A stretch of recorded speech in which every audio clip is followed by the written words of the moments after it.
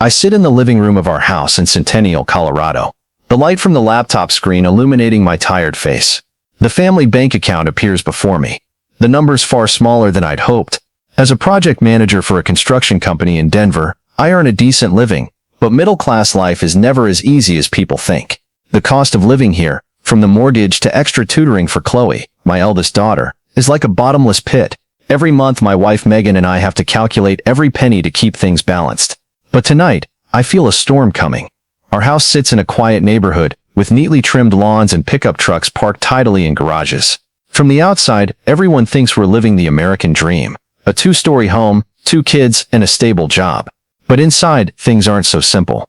Chloe, 16, is in a rebellious phase, always glued to her phone or arguing with her mom. Noah, 12, is more sensitive, always noticing Megan's and my moods. I love them more than anything, but sometimes I wonder if I'm doing enough to secure their future. I close the laptop, trying to shake off the anxiety. Our savings are mostly for Chloe, who's nearing college age. College costs in America are no joke, and I don't want her burdened with student loans from the start. Megan walks into the living room, holding a coffee mug, her face more tense than usual. She's a bank employee, a job that demands precision, but today, I sense something's off. "David, we need to talk," Megan says, her voice low but firm. She sits on the sofa across from me, setting her coffee on the table. I nod, though I'm already bracing for an unpleasant conversation. Before diving into the story, comment where you're watching from, and don't forget to subscribe so you never miss the latest video. "What's up?" I ask, trying to keep my tone calm. Megan takes a deep breath. "My parents are in trouble. Their house in Littleton, they can't keep up with the mortgage payments. If we don't do something, they could lose it." A chill runs down my spine. Harold and Susan, Megan's parents, live in a house bigger than they need. That place with its wide backyard and expensive but outdated furniture is their pride and joy. But I know they've mismanaged their finances, from failed investments to lavish spending habits. I once suggested they sell the house and downsize, but Harold brushed it off, saying he'd never give up his property. "So what are they going to do?" I ask, though I already sense the answer. Megan looks me straight in the eye. "I think we should help them. Use our savings to pay their mortgage. Just this once, David, to get them through this." My blood surges. Our savings aren't some spare cash we can throw around, even for in-laws. It's money Megan and I have scrimped and saved for years, mainly for Chloe and Noah's future. I try to stay calm, but my voice betrays my frustration. "Megan, you know our situation. The savings are for Chloe's college, for Noah's future. We can't dip into it just because your parents didn't manage their finances well." Megan frowns, her eyes flashing with disappointment. "David, this isn't about financial management. My parents sacrificed so much for me, for us. They helped us buy this house, remember? Now they need us, and you can't be this selfish." Her words hit like a punch to the chest. I haven't forgotten that Harold and Susan loaned us a small amount when we bought this house, but that was 15 years ago, and we paid it back long ago. I stand up, pacing the living room, trying to rein in my anger. "Selfish? Megan, I'm trying to protect our family. If we use the savings, Chloe will have to take out loans for college. What about Noah, if we hit hard times later? Have you thought about that?" Megan stands, her voice rising. "You're always thinking about money, David. This is my family. If we don't help, my parents will lose their house. Do you want me to live with that guilt forever?" Our argument is cut short when Chloe walks in, earbuds still in. She glances at us, her eyes scanning with boredom. "Fighting again," she says, then heads upstairs before I can respond. Noah appears at the kitchen doorway, his eyes full of worry. My heart tightens. I don't want the kids to see this. "Megan, we can't keep doing this," I say, lowering my voice. "I'm not using the savings. Your parents need to find another way. Sell the house or get help from the bank. I can't sacrifice our kids' future." Megan doesn't answer. She grabs her coffee, turns and walks into the kitchen, leaving me alone in the living room. I look out the window, streetlights casting a glow on the front lawn. Centennial is usually peaceful, but tonight, I feel the weight of the world on my shoulders. I know this isn't over. Megan won't let it go easily, and I'm afraid of what's coming next.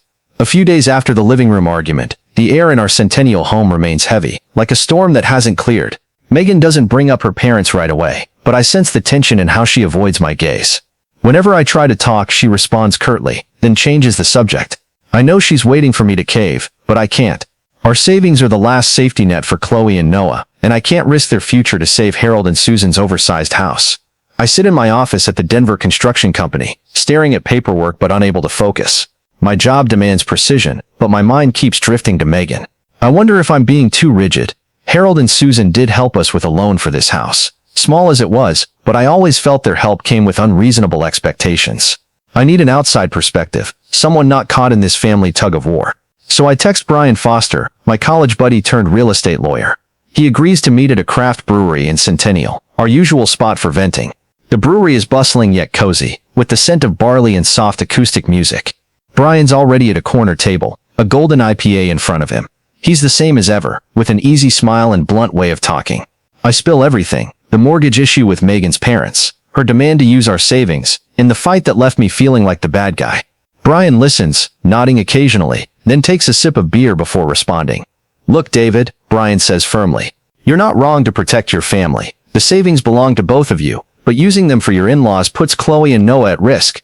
Legally, you owe Harold and Susan nothing. They can't force you to pay their debts just because you're their son-in-law.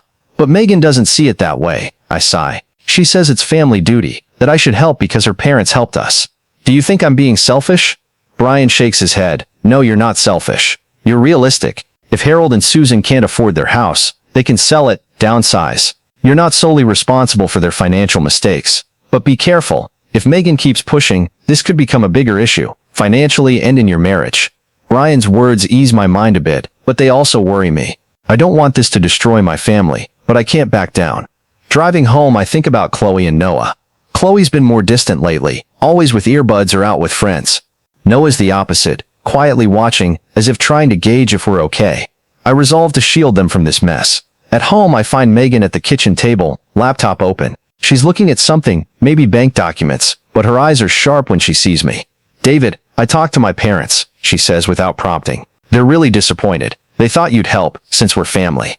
My blood heats up. Megan, I've been clear, we can't afford it. I don't want to argue again, but I'm not touching the kids' savings. Megan stands, her voice trembling. You don't get it, David. If my parents lose their house, it'll be a huge disgrace. I can't let that happen. I've thought it through. We can cut expenses, find other ways. But you have to agree. I shake my head trying to stay calm. Cut expenses. Do you know how much Chloe's college will cost? Or Noah's tutoring? We can't keep scrambling to cover for your parents. The conversation halts when Chloe walks into the kitchen, phone in hand. You guys fighting again? She asks, voice dripping with exasperation. Before I can answer, she turns and stomps upstairs, her bedroom door slamming. I look at Megan, hoping she'll say something to ease things, but she just shakes her head and walks away. Noah stands in the kitchen corner, eyes full of worry. I step over, resting a hand on his shoulder. Noah, it'll be okay, I say, though I'm not sure myself. He nods, but his eyes say he doesn't believe me. That night I lie in bed, hearing Megan's steady breathing beside me, but the gap between us has never felt wider. I close my eyes, trying to picture a way out, but all I see is a long fight ahead. One evening as I get home and slip off my shoes at the door, Megan appears, her face tense.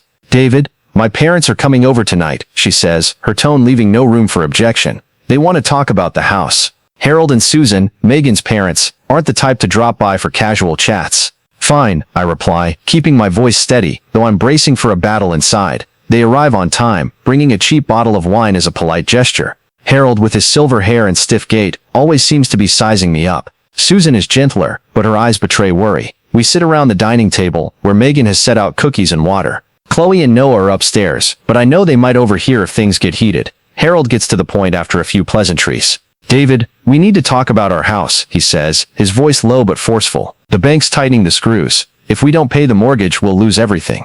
Megan said you could help, but she told us you refused. I took a deep breath, trying to stay calm. Harold, I understand your situation is tough, but Megan and I have our own family, with 2 kids to provide for. Our savings are for Chloe and Noah's future. I can't dip into that. Harold frowned, his eyes flashing with disappointment. That's not right, David. Family supports each other. Susan and I helped you and Megan buy this house. Now we need you to step up. A man takes care of his wife's family. His words hit me like a punch to the face. My blood boiled, but I held back. Harold, we paid back the loan you gave us years ago. I'm grateful, but that doesn't mean I'm obligated to cover your debts. You could sell the house, move somewhere smaller. That's the reasonable solution. Susan cut in, her voice trembling. David, that house is our whole life. We can't sell it. You don't understand how much it means to us.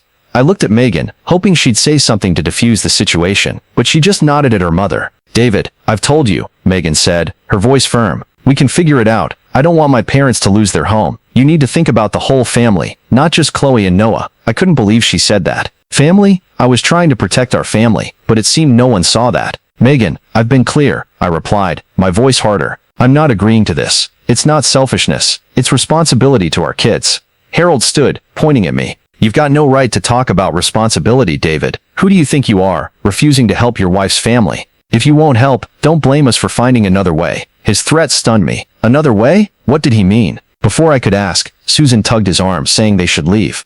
Megan walked them to the door, leaving me alone in the dining room, my heart pounding. I heard the door close, then Megan returned, her eyes blazing with anger. You embarrass me in front of my parents, she said, her voice cold. I didn't expect you to act like this. I didn't respond. I was too exhausted to keep arguing. As Megan stormed upstairs, I heard soft footsteps on the stairs. Noah stood there, clutching the railing, his eyes full of worry. Dad, are you and Mom gonna get divorced? He asked, his voice tiny. I stepped over and hugged him. No, Noah, we're just disagreeing. It'll be okay. But as I said it, I wasn't sure I believed it.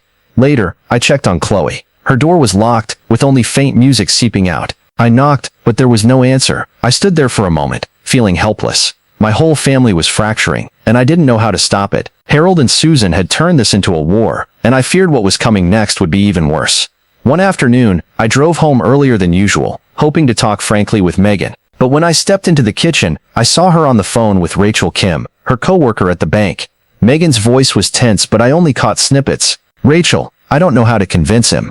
Yeah, I think he doesn't get how important family is. I froze, feeling betrayed. Megan wasn't just sharing our private issues. She was letting an outsider encourage her to pressure me. When Megan hung up, I couldn't hold back. What did you just tell Rachel? I asked, my voice sharper than intended. Megan flinched, turning to face me. Just venting, David. I needed someone to talk to. You won't listen. Listen. I shot back, anger rising. I've been clear we can't use the savings. You're telling your coworker, letting her egg you on to push me? This is our family's business, Megan, not for outsiders to meddle in. Megan frowned, her eyes flashing with irritation. Rachel's just trying to help. She says I have every right to ask you to help my parents. Since we're a family, you can't just think about yourself. I turned away, not wanting to argue further, knowing it'd go nowhere. But inside, I felt a new crack in our marriage. Megan wasn't just siding with her parents. She was letting someone like Rachel reinforce her stance. I wondered if she still saw me as her partner. That evening, I got a text from Chloe's school. She'd argued with a teacher during class, earning detention.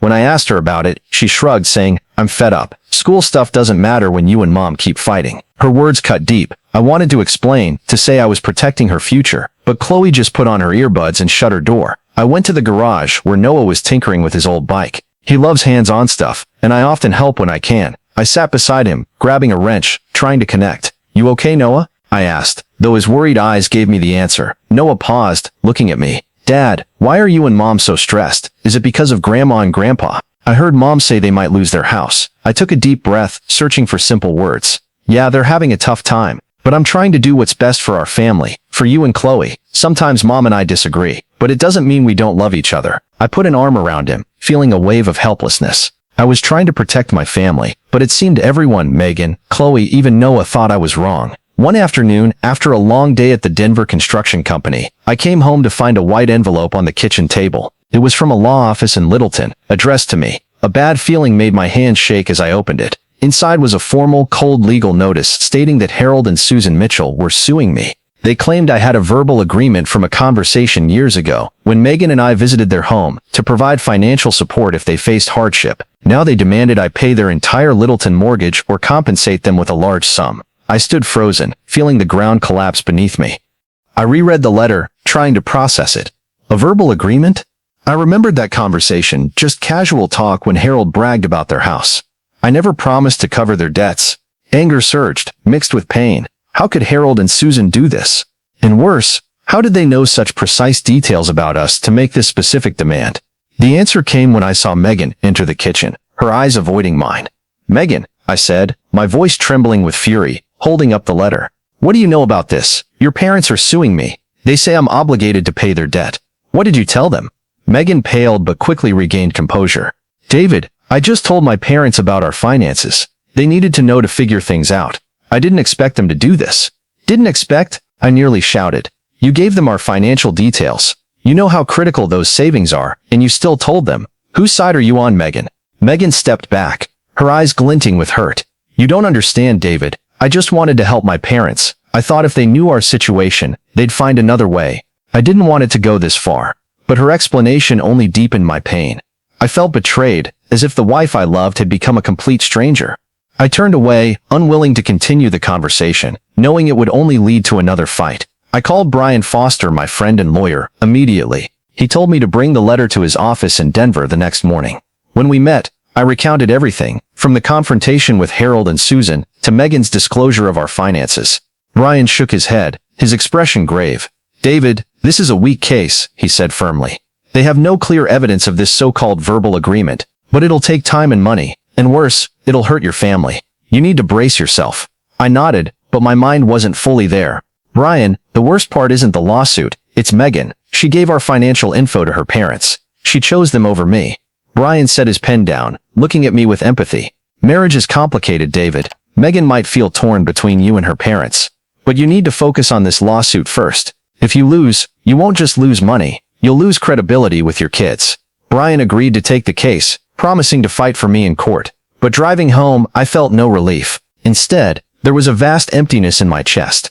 I'd hoped Megan would stand by me, but now she seemed to be on the other side. I wondered if our marriage could survive this.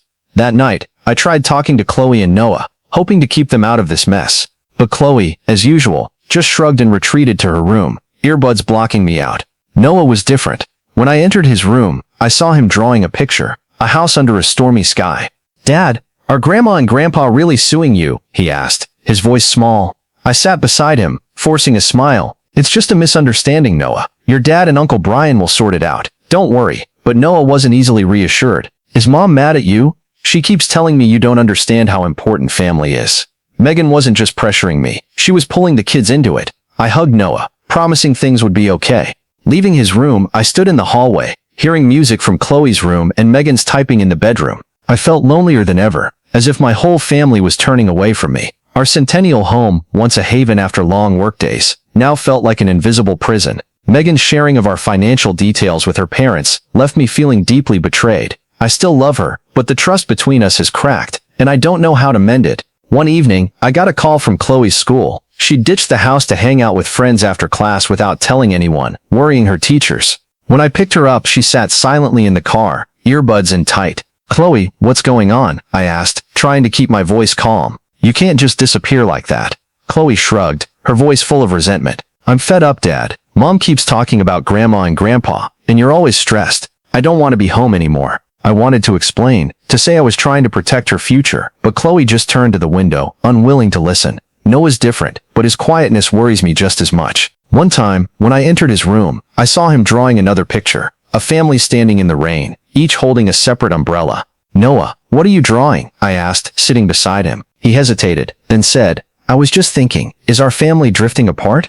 Mom's not happy, and neither are you." I hugged Noah, promising I'd try to fix things. I decided to try talking to Megan again, hoping to reconnect. One night, after the kids were in their rooms, I knocked on the bedroom door where Megan was reading. "Megan, we need to talk," I said softly. "I don't want this to destroy our family, but you need to understand I'm trying to protect Chloe and Noah."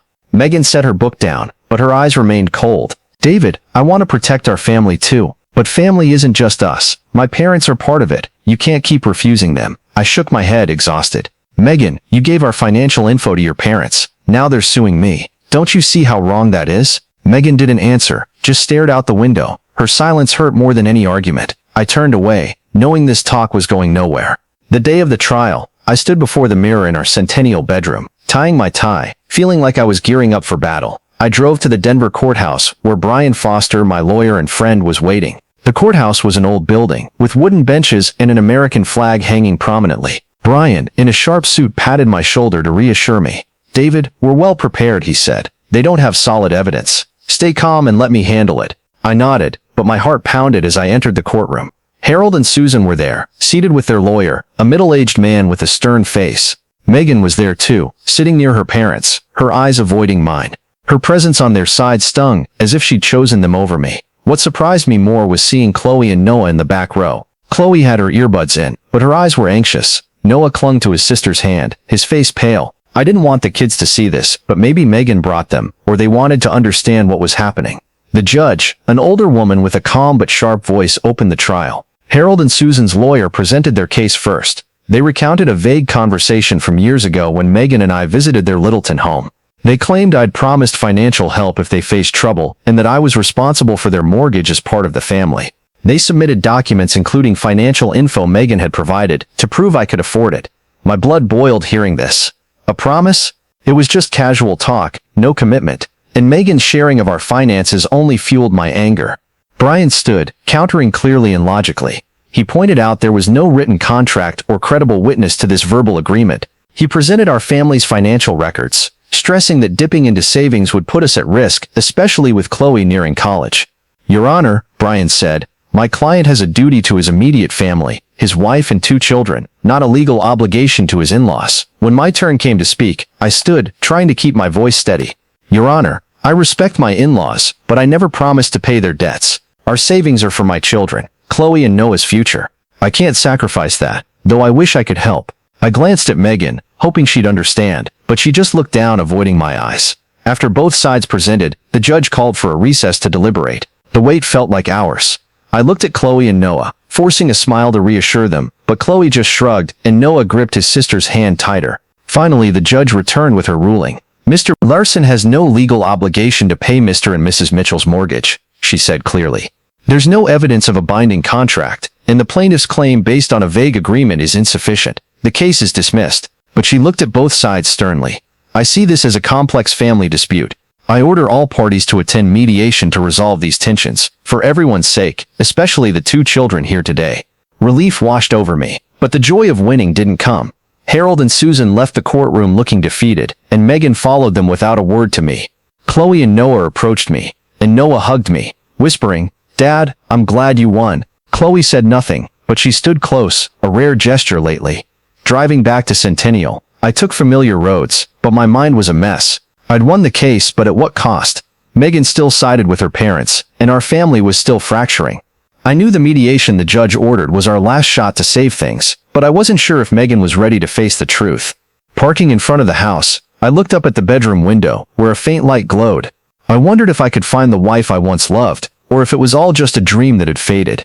The mediation took place at a Centennial Community Center, in a simple room with a round wooden table and windows overlooking a park.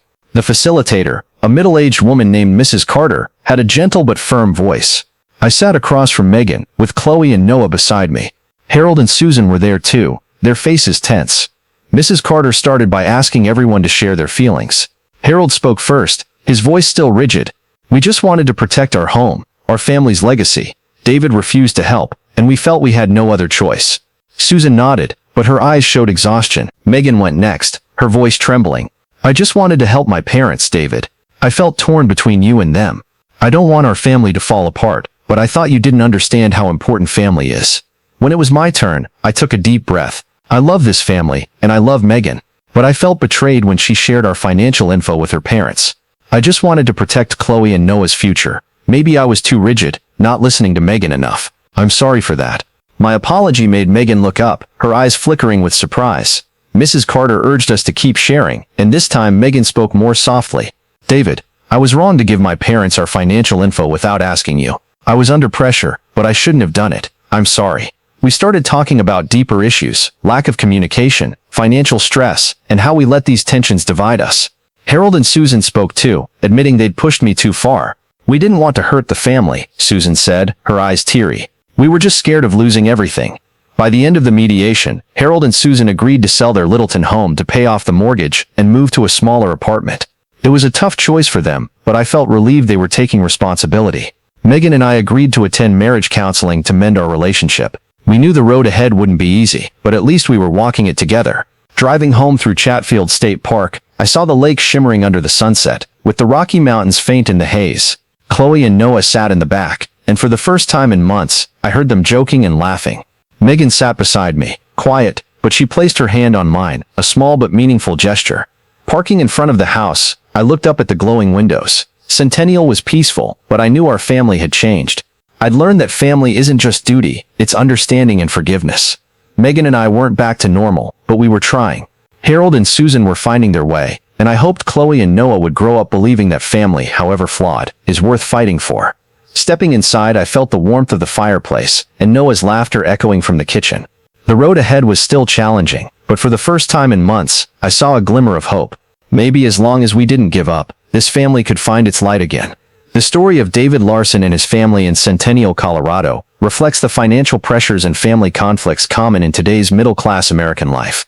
Details like the savings for Chloe's college tuition, the stress from Harold and Susan's mortgage, and the legal battle are not just dramatic but real for many American families, where money and family duties often spark disputes. David and Megan's argument over using savings for her parents mirrors the cultural pressure in America to balance individual needs with extended family, especially in high-cost suburbs like Centennial. Their marriage's strain, deepened by Megan's sharing of financial info, shows how poor communication can erode trust, a common issue when couples face financial stress. Chloe's rebellion and Noah's anxiety also reflect how kids suffer when parents clash, a reality in many modern American households. The takeaway: for real-life application, prioritize open and honest communication in your family, as David and Megan finally realized through mediation. Instead of letting financial pressures like college costs or mortgages fuel conflict, create a clear financial plan together and set boundaries with extended family like Harold and Susan. Learn from their choice to sell their home to resolve their issues. That personal accountability is key to avoiding burdening others. Finally, as David reflected at Chatfield State Park, forgiveness and seeking help like marriage counseling can help families overcome crises, preserving the core values of love and unity. If the story of David and his family in Centennial touched you, subscribe to our channel for more family stories and life lessons. Thanks for watching, and see you in the next video.